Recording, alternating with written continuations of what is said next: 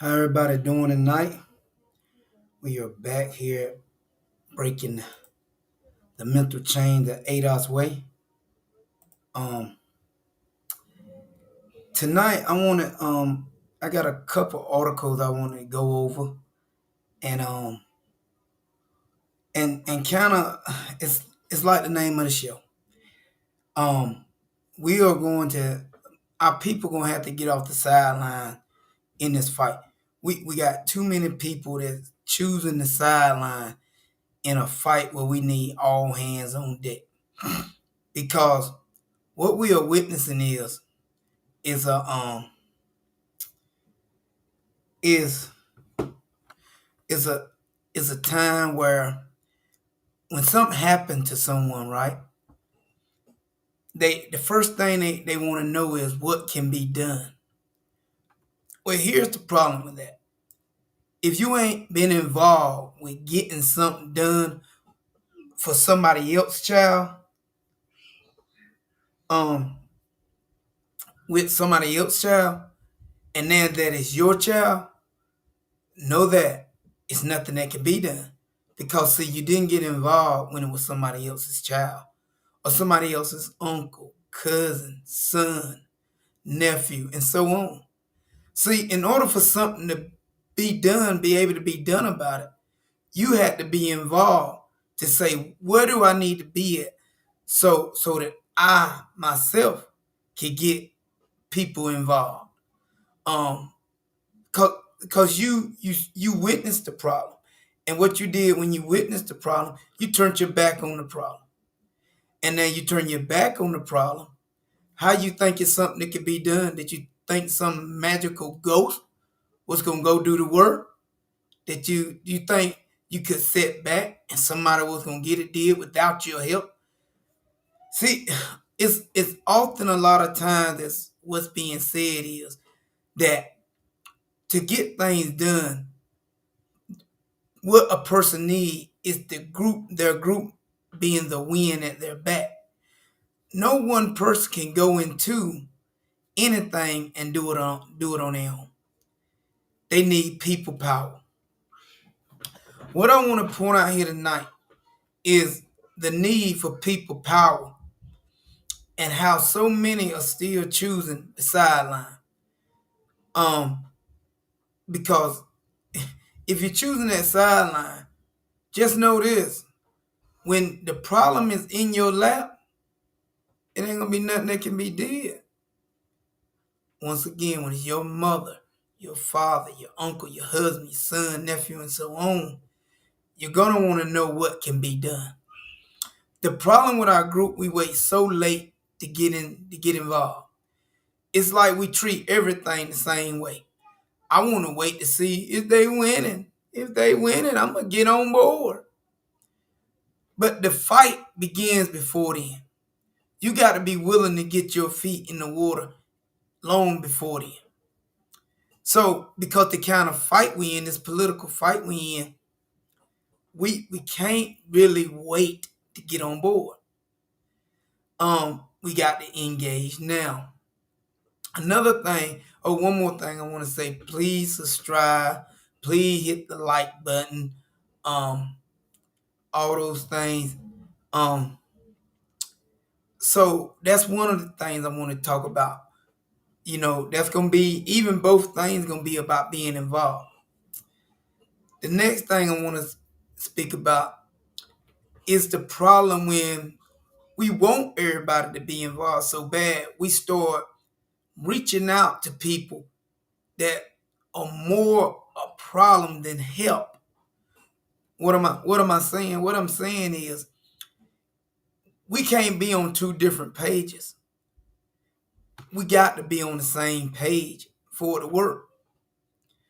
So if we on two different pages, let's say the data, history, policies, the effect of policies, our lineage, and the history shows me where the problem lies at. And where that problem lies at is in us not doing politics the right way as grown-ups. We've been doing it kind of on emotions and symbolism. Everything shows us that. But your plan is What you want to do, you say politics don't work. So your plan is you ain't gonna vote or get involved at all. That ain't gonna help us. Or your strategy is as a leader is you gonna hustle your own people while at the same time manipulating them with history. Meaning what I mean? You talk about history, you speak on it, you push it, you say this is what happened to us. Then you turn around and you say, hey, I'm selling mosquito spray.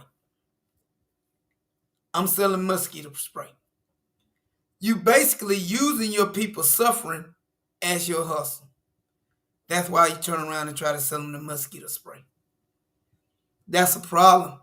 We can't work with people like that because what we are pushing is we don't want nobody to manipulate our group. We don't want anyone manipulating our group. We don't want, even if you ADOS, meaning American descendant of slavery, we don't want you to manipulate the group neither. We don't want you to use the group neither. And neither do we want politicians, and neither do we want white folks. We want our people to be treated. And if you turn around and say that you love your people, but then you manipulate them at the same time, how much love do you really got for them? Or is it just something you can step on when you get ready? Like right here, we can't be so selfish to wait until it's us on the receiving end of white supremacy attack. This is true. We can't do it. This ain't the time to do it because there's a lot going on. There's a lot of moving pieces.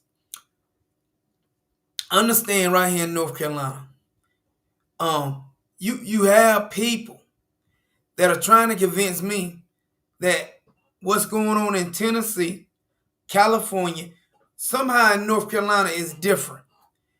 And what the ADOS movement is trying to tell people, it ain't different. You may think it is, it's not. It's not. They have built roads right here in North Carolina that's taking out black businesses, that force black people out of their neighborhoods, just like they have in Baltimore. Black ADOS people are dealing with the same thing all over this globe, over this United States, in our country. And what I'm gonna try to do tonight is to point out some of these things. And the reason why I say it's time to stop standing on the sideline, it's time for all hands on deck. But those hands on deck need to also understand what leadership look like.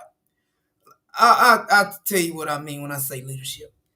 In the street, I used to always be like, yo, if you got a homeboy and he supposed to be the man you think he is, and he robbing, stealing, that's what your crew gonna be, robbers and thieves. Y'all ain't gonna really be hustling, y'all gonna just be ready to take.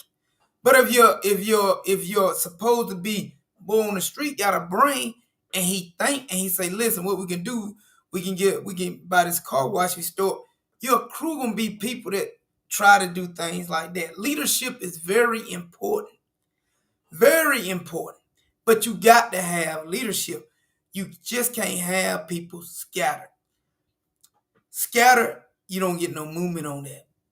You got to be able to sit down, strategize, know what the plan is, know why the plan is this, stick to it, and push that direction.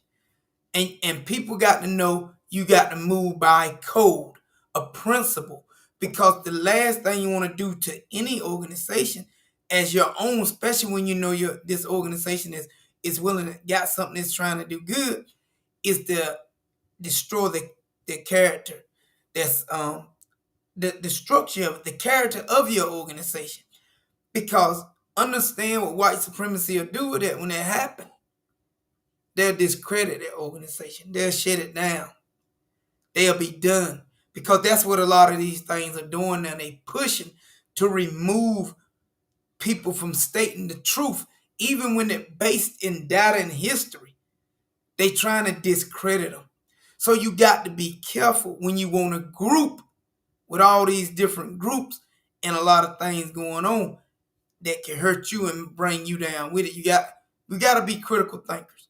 We know we need a mass of people, but we need a mass of people that's willing to understand structure at the same time. We don't need people just running all over the place that don't understand structure. Now I'm gonna get into the first article I'm gonna get in. I'm gonna share with you. It's gonna be this oh, hit the wrong button. Hold on just 1 second. I'm gonna share my screen with you here. Hold on.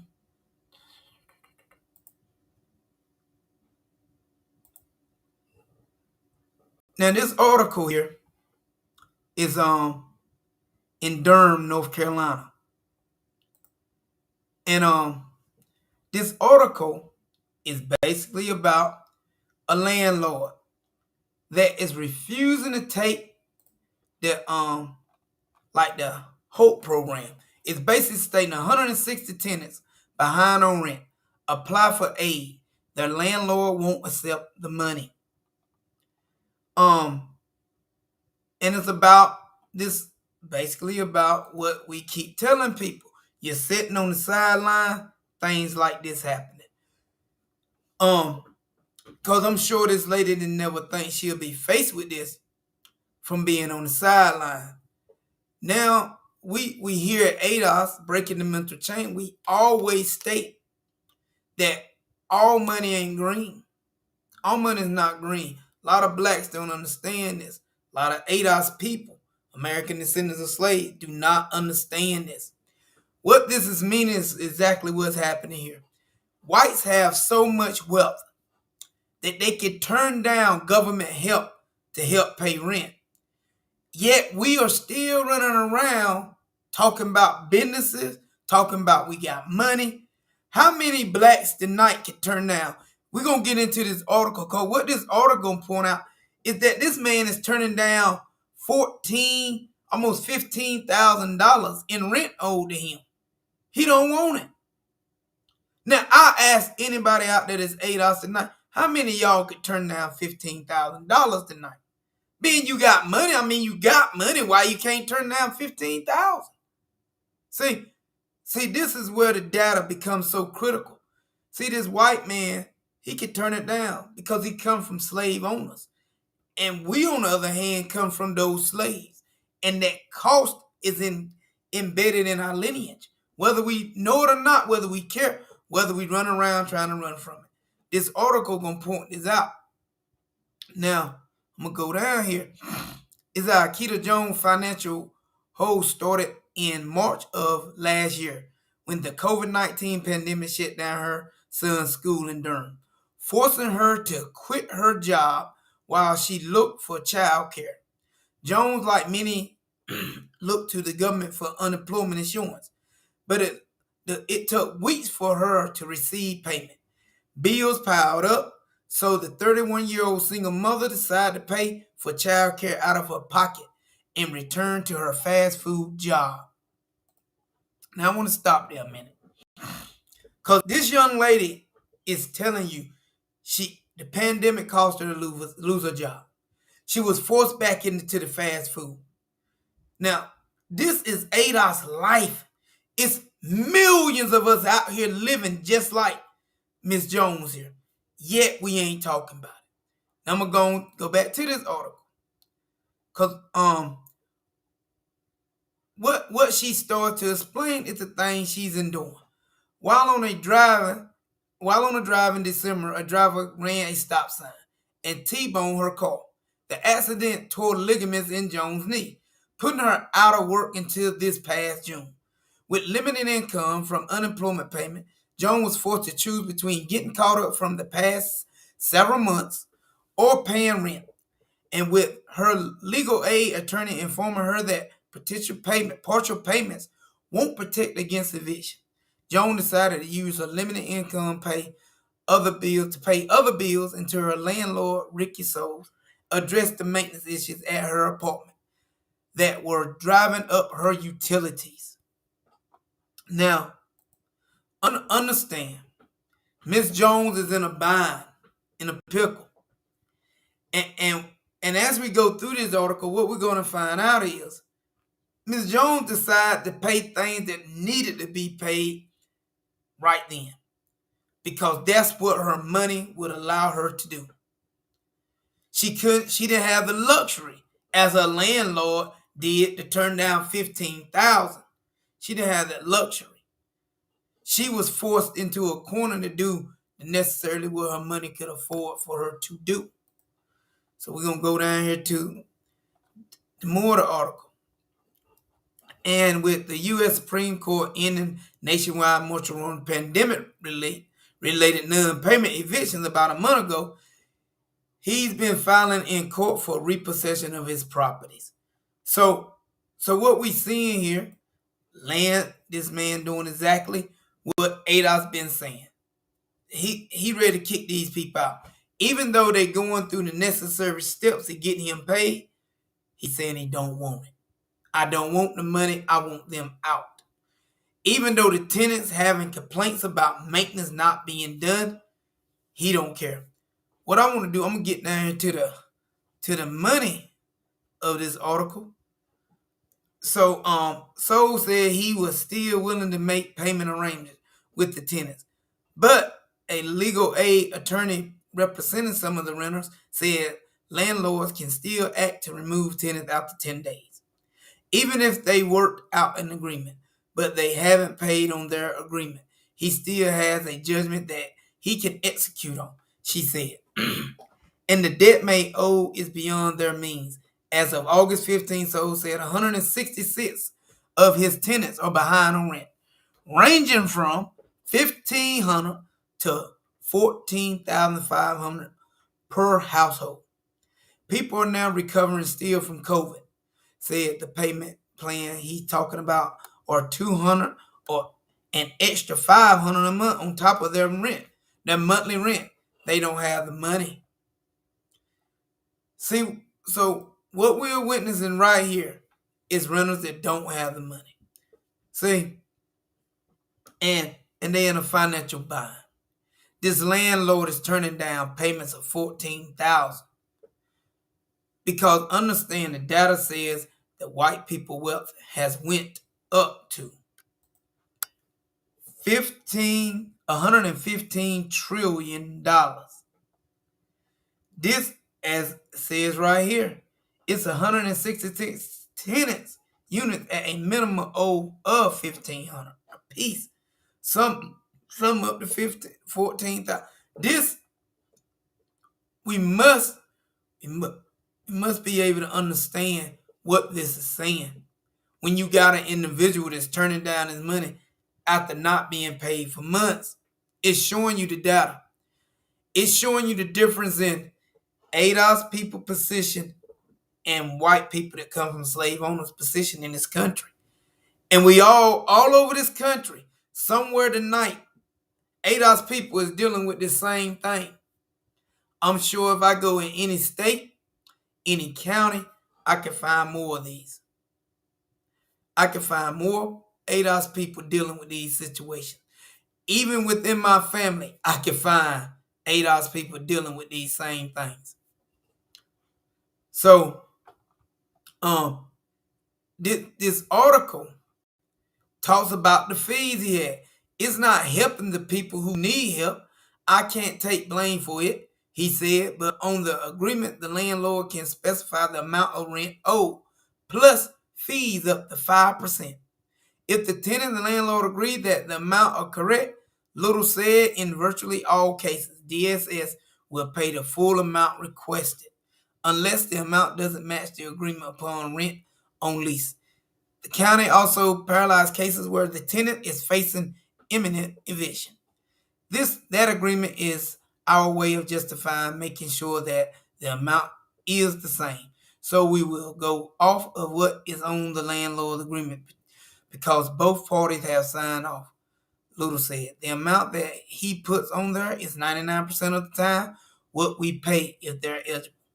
But souls want to know the amount he will get before he signs anything. He's even willing to accept other portions of the agreement, he said, such as not evicting the tenant for 60 days after the repayment period. So, we're dealing with it. We're facing it.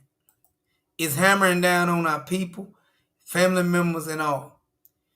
And we still on the sideline. Miss Jones ain't the first dealing with it, ain't going to be the last.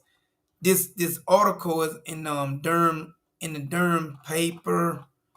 If you want to go read through it and more, I'm just kind of summing it up. Um, so what we are seeing in a lot of these situations is that we are not in the same position as other people when it comes to wealth. Even though you can go on social media, you're going to find people constantly talking and pretending that they got plenty of money or that they doing business.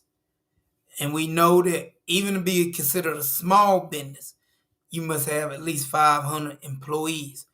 I would like to ask any of these ADOS businesses, how many of them have 500 employees? So these are things we must know. This next article I'm going to touch on is out of California. Once again, we got to get off the sideline. Hold up, I'm gonna share this.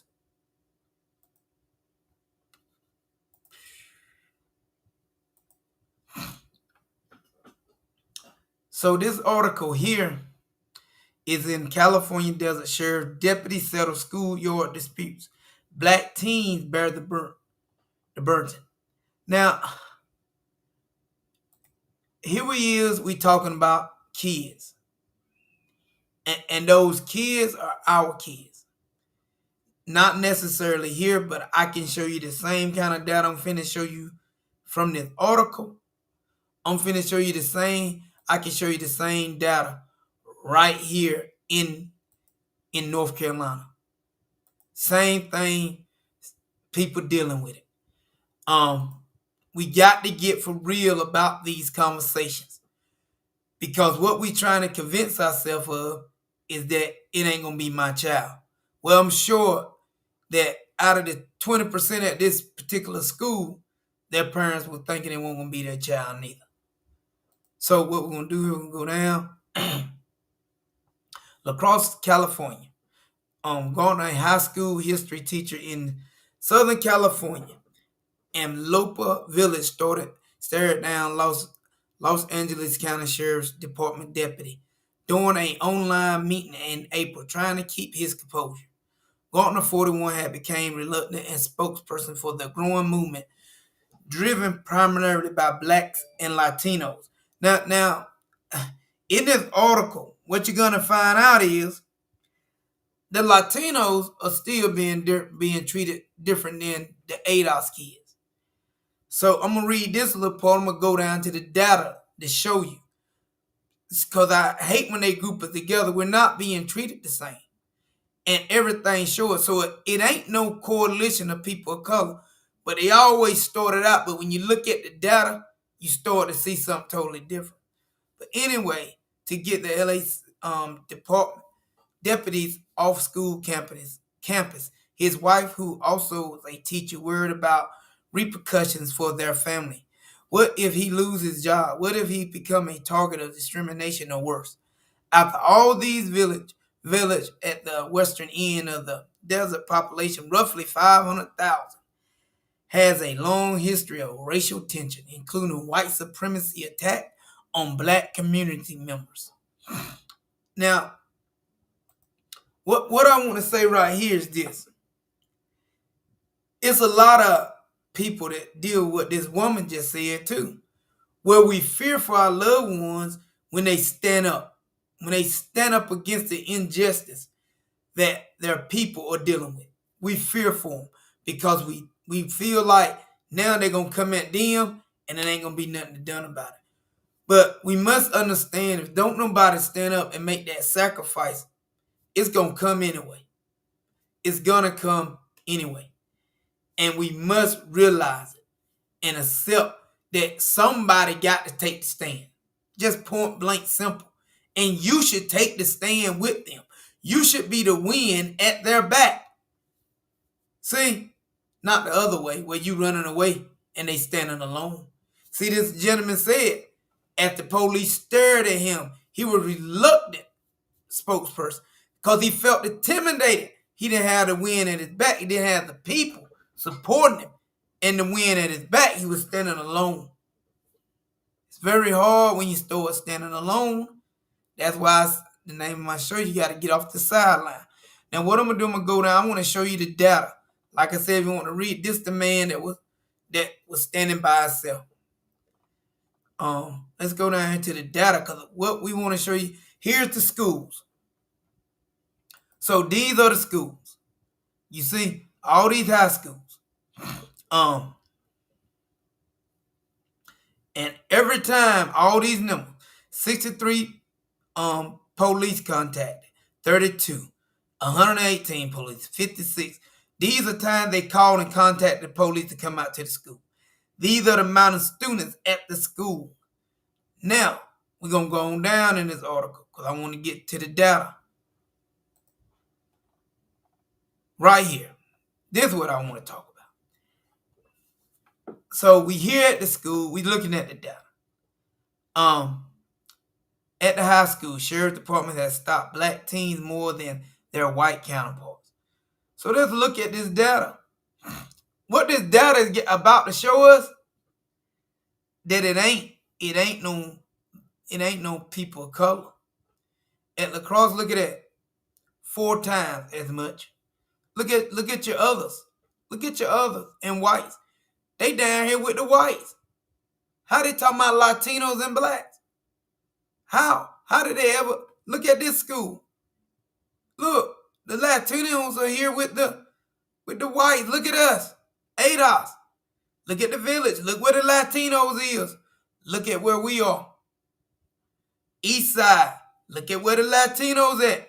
Even here, even when you look here, the Latinos are behind the whites on east side. But look where we are. In all the charts, we stand alone by ourselves. We stand alone by ourselves. Another thing I would like to point out is, with the Latinos in there with that ADOS man being the wind at his back, he was standing alone. They weren't in there with him neither. So, being that we see we standing alone, we got to stand up for our group and get off the sideline and be the wind at people's back that's fighting for us.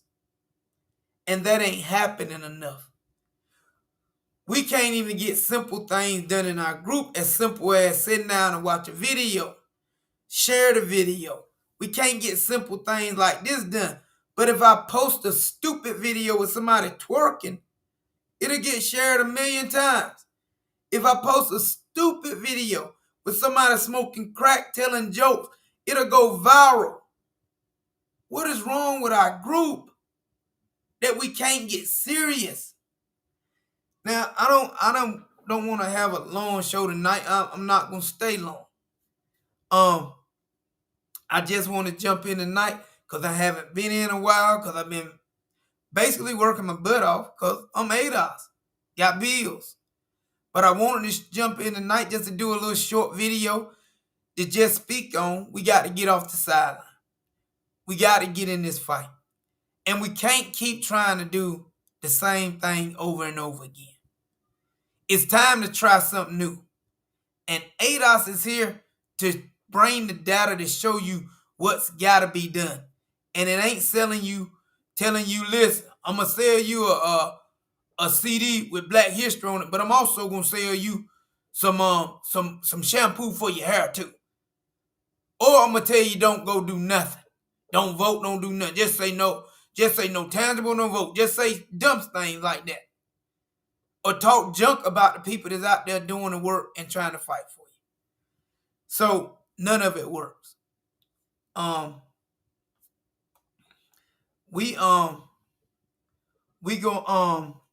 We'll be back. We may be back during the week. I may do a pop-up through the week. So I want to just say, everybody, good night.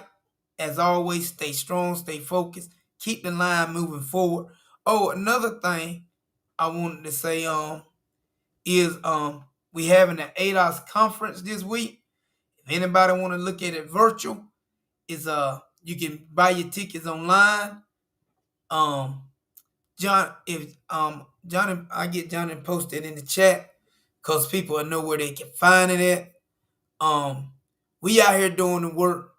All we really want is our people to join us in doing this work and helping move that line forward. We can't do it alone. You can't sit on the sideline and fix problems. You can't sit at home when you should be showing up at local elections and national elections. It don't fix problems. All right. Hope everybody having a good night. And we out of here. We'll see you next time.